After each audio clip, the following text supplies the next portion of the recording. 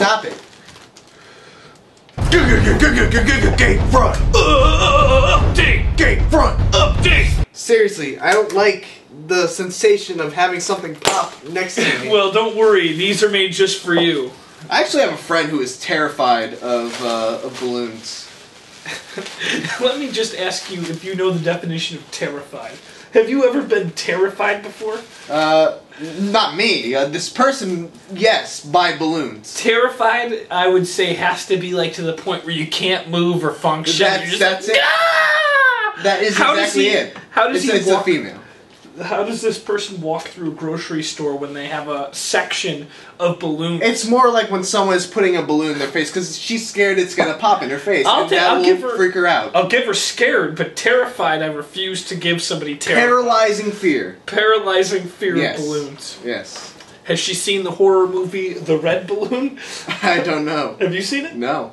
It's not a horror movie, it's a French film. Oh, okay. Anyway, Gamefront update time. How you doing, James? I'm doing good. I've got coffee, and today I added sugar inside of it, which I very rarely do. I don't usually enjoy it, but I felt like something different today. Would you like some extra caffeine? No. No. So let's start off the Gamefront update by really quickly talking about what's on the Gamefront walkthrough channel, what we've been working on. Okay. I've been doing Dragon's Dogma. I finally got into the Everfall, which is the post-game content that everyone was telling me that I should be doing. I never got around to it, but since Dark Arisen came out, I decided might as well go ahead, finish it off, and then move on to Dark Arisen. So Because Dark Arisen, you need to be at a higher level anyway. yeah, right? it's post-game. It's content for someone who has beaten the game, basically. Yeah. The enemies there are pretty tough. And yeah, it's Kind of like Dead Island Riptide. It's like pretty much post-game stuff. It's a sequel. It's a little different. Dark Arisen is an expansion. It's not really a sequel. Yeah, I mean, pretty much so is Dead Island Riptide. But I wanted to bring something up. I was reading back at how Capcom was justifying Dark Arisen, because I don't know if you're familiar with it. It is a $40 retail disc or download that includes the original Dragon's Dogma, and that is the only way that you can get this new content. Okay, so what? I'd love to hear their explanation, because Their explanation was that more money, more money, more money. Was that? That's probably what they were thinking, but what they said was that Dragon's Dogma was a game that was developed to not be expanded, and they could not download just a patch or a file to expand upon it. They had to actually do stuff for a disc or a full retail download. That was their explanation. I believe that it was then terrible foresight. They must have thought that no one was going to like the game originally. I don't even know how people can go in and mod games. How can a developer not figure out how to add on some content to it? I mean, I don't know. That's the big question. I'm the general village idiot, so maybe I don't know and that's completely true, but I feel like where there's a will, there's a way. If you just put some effort in, you can make a DLC pack. Yeah, I thought it was bullshit. I think there should be no reason why Dragon's Dogma Dark Arisen should not have been a downloadable expansion. If it was, that would have been great. It's good content. If Skyrim can have 3 or 4 or 5 DLC contents that basically you talk to an NPC, it unlocks a whole new area. I don't see why Dragon's Dogma couldn't have done the same thing. Yeah, I mean, it may be that neither of us understand programming enough, but it just seems to me like if you're making a game and it's possible that you could just completely box yourself into a disc, that's a dumb move. Yeah. So they should have thought about that and just left it open, even if they didn't know if they were going to do DLC. Yeah. So anyway, I wanted to rant a little about. Well, are you enjoying it though? Because I am. The box looked cool. Well, yeah, I guess so. And I judge books by the cover. Yeah, the box did look cool. Dragon's Dogma is a great game. If you haven't played the original Dragon's Dogma, $40 is a great deal for the amount of content that you're going to get. Is it available on PC or just on 360 and PS3? I think it's 360 and PS3. I don't think it's a PC game. I might pick it up. Yeah. So yeah, let's let's move on to, or did you want to talk about what you're working on? I don't know what to say about Dead Island. The game is... You're getting a little frustrated with it. At first I enjoyed it, and then the things that I enjoyed I did over and over again, and it's so many fetch quests. Maybe it's because I'm not just sticking to the campaign, but the campaign hasn't been that exciting. Overall, the only fun thing about it is killing zombies, which I could do that in Call of Duty. Yeah. I mean, it's just, I don't know. I hate to knock on a game, but the story is so cliche. There's a zombie outbreak. Some people, they're going to kill everybody, whether they're civilians or not, with some sort of bomb. And they're trying to weaponize the virus. They're trying to weaponize the virus. And yeah, so I mean, it's the same thing as always, which I would be able to forgive if somehow the quests were like really story driven and I was connected to the characters. But I don't give a shit about anyone in the game, not even my own character. When I die and respawn, I kind of say good riddance to myself. And then I'm disappointed to see that there's another life to live. Mm-hmm. I don't know. Yeah. I don't know. I'm That's a bummer. really... I hate seeing you not like games, James. You usually like all the games that you end up playing almost. It's just, let me just explain one quest, and it just goes along with their cliche story, and here's a cliche side quest. You have a guy that's like, oh, I need gas to open my store. And I am particularly looking for a store because I'm trying to work on something. So I'm like, alright, I'll do this side quest. And so he's like, well, it could be at this place on one side of the map, but if it's not, then you have to go to this other place. And immediately when I heard that, I was like, well, I bet it's not at the place I have to go to now, and it wasn't. And where do you think the other place was? At the other side. At the absolute other side of the fucking island. I'm sorry, I shouldn't curse. This isn't a cursing thing here. But it's really upsetting me how much traveling... I know the island pretty well now, and I didn't want to. I didn't want to learn the island. I still don't know the Dark Souls world, but I know the island. Alright, so moving on. Thank you. That was actually really cathartic. Yeah. I feel like that's... I don't know. I feel better now that I've gotten it off my chest. That's good. So, Zach told me that we got a message asking for me to talk about the upcoming Batman Arkham Origins game that was recently announced. They had a feature of it in Game Informer. Mm-hmm. And, you know, I guess people know that I'm a huge fan of the Arkham games. They're two of my favorite games of this generation. So, yeah, let's talk about it. You've read up on it, right? Mm-hmm. Yeah? Yeah. It's let's just go over the facts. It looks like it takes place many years before the events of Arkham Asylum. It's a young Batman. He's not quite the experienced, hardened superhero that he is in the future games. Mm-hmm. And it's done by a new studio.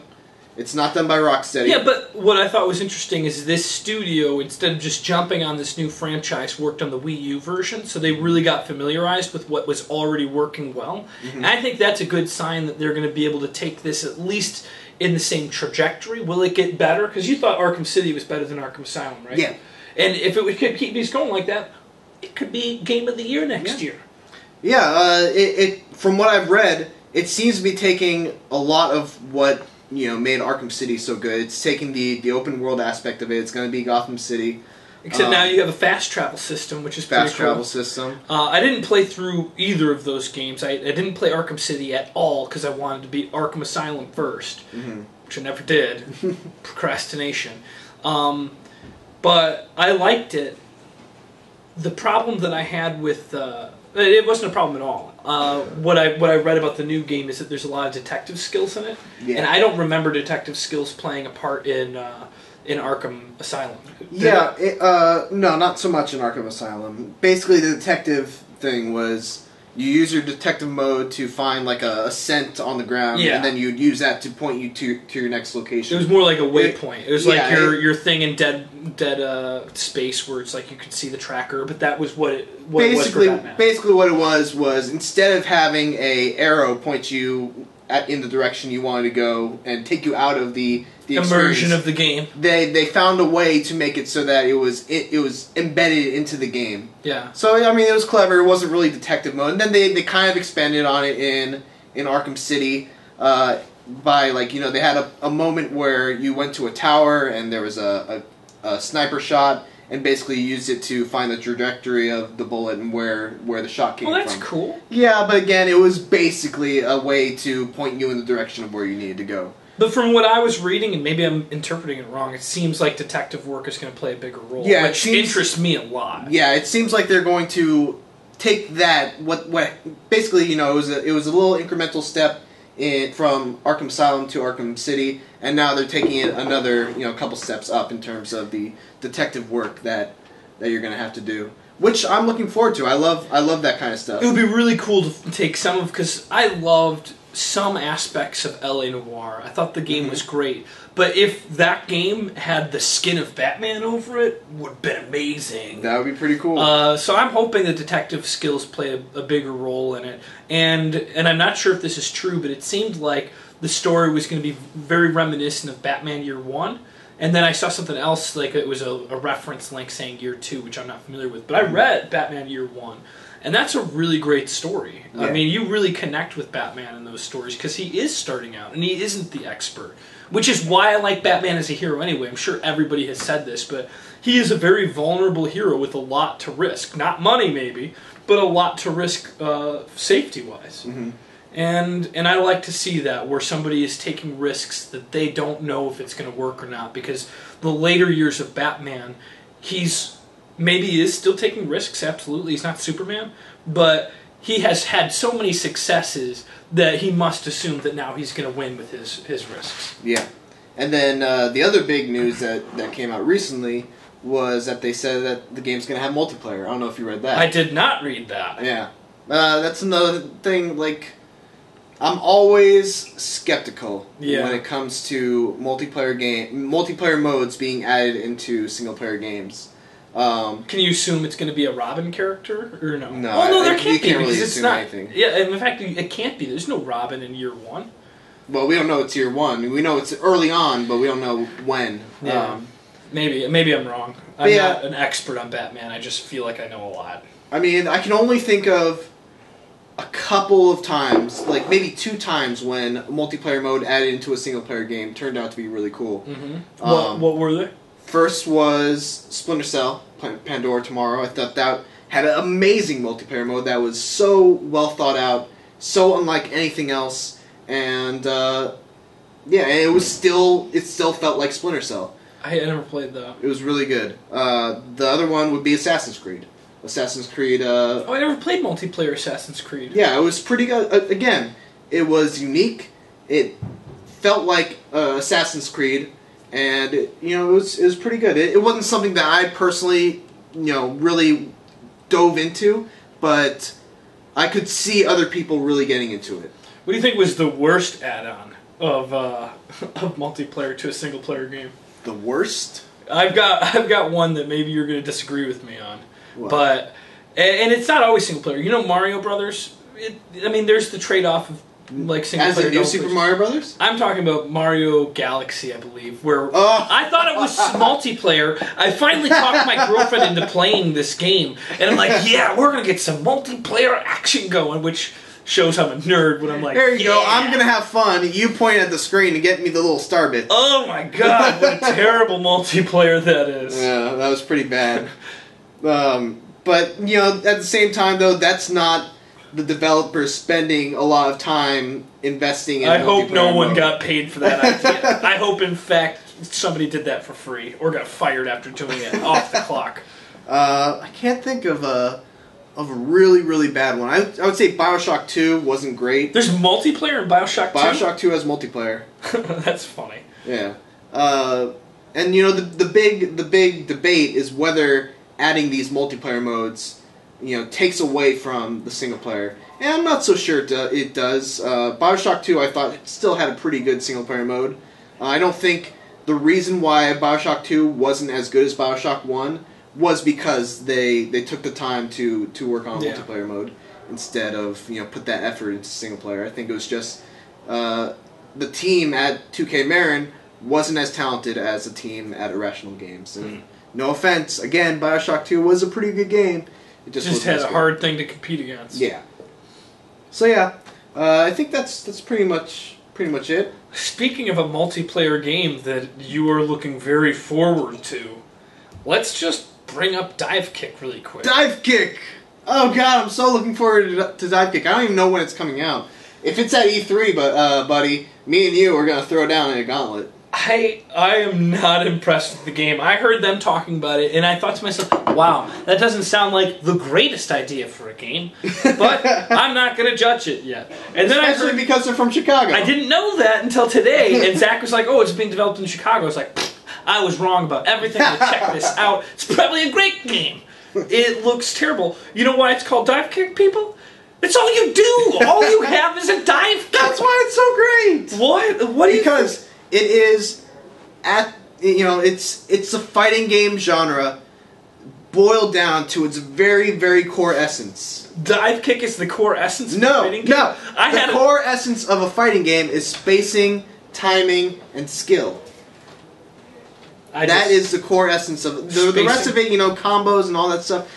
Those are extra barriers put onto a fighting game that sometimes may, push people away from it. But Divekick is something that everyone can get into, have the same, level of skill that any other person is. They just have to learn how to control the spacing.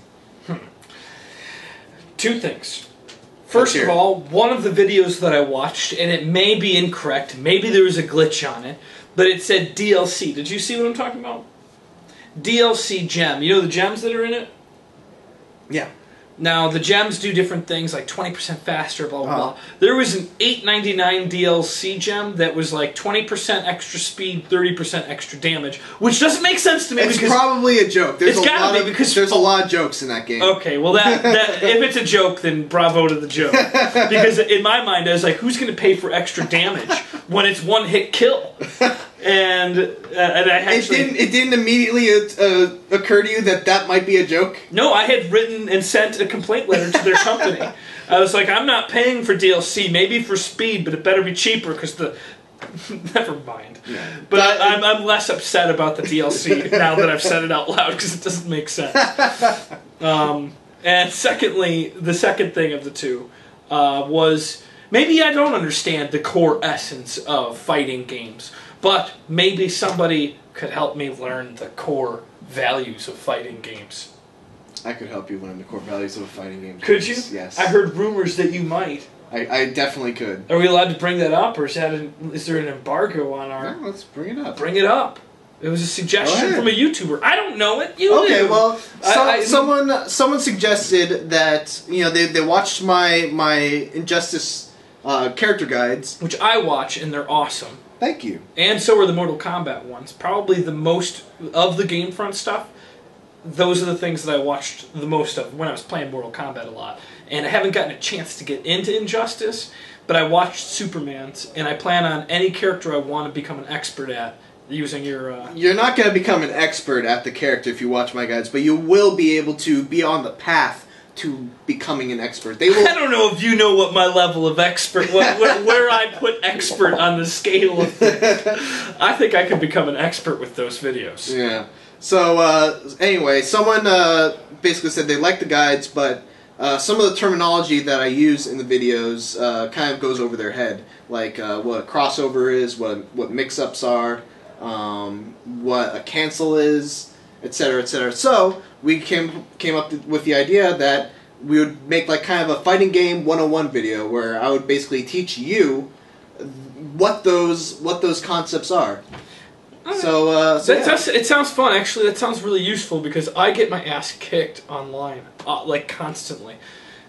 Constantly. I enjoy playing single player, but as soon as I go online to fight other people, anything that I can trick the computer into falling for is out the window. Yeah, that's kind of the thing.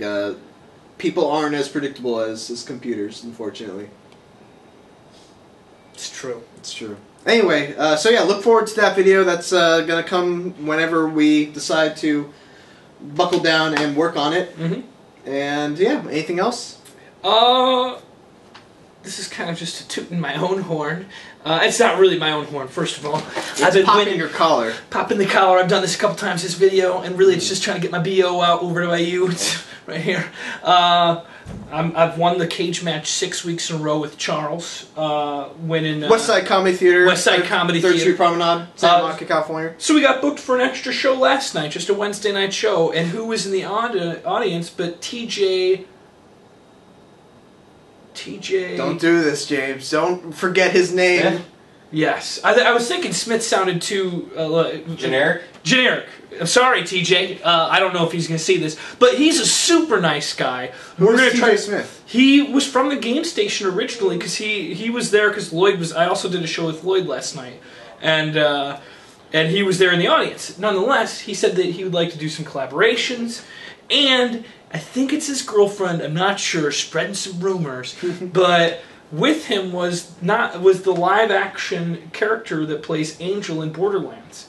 Oh. And she's awesome also. Those two are cool in my book. So I don't know when it's going to happen, but we're working on a collaboration with TJ Smith. Awesome. He lives right by me. Awesome. That's news to me. Look at that. I learned something from the Gamefront update. Yeah, sorry I didn't share it with you yet, but I was just chatting with Mark this morning, so we're going to try to figure something out. Cool. All right, well, that seems like a good place to end the Gamefront update for this week. Yeah! We covered a lot of stuff. It was a good update. It was a good update. Shit, you people should be sharing this, liking this, commenting on this. And what should they do? They should subscribe on this, James. Yeah! Yeah! Gamefront, out! Peace. Conduct my tests without the reagents. Okay, I pretty much got it during your giant speech about killing your previous friends. Don't worry, I want a Do map this too. task for me, and the map is yours. Listen, I don't want any more of your shit. I heard your story. I'm going for it. I don't like being bossed around. Fact? Because of you You're and your wasting attitude? too much time. Yeah, that's what I thought you'd say. I'm taking a break. I'm taking a break. Thanks for watching. Don't forget to like, comment, and subscribe. Let's sit over here.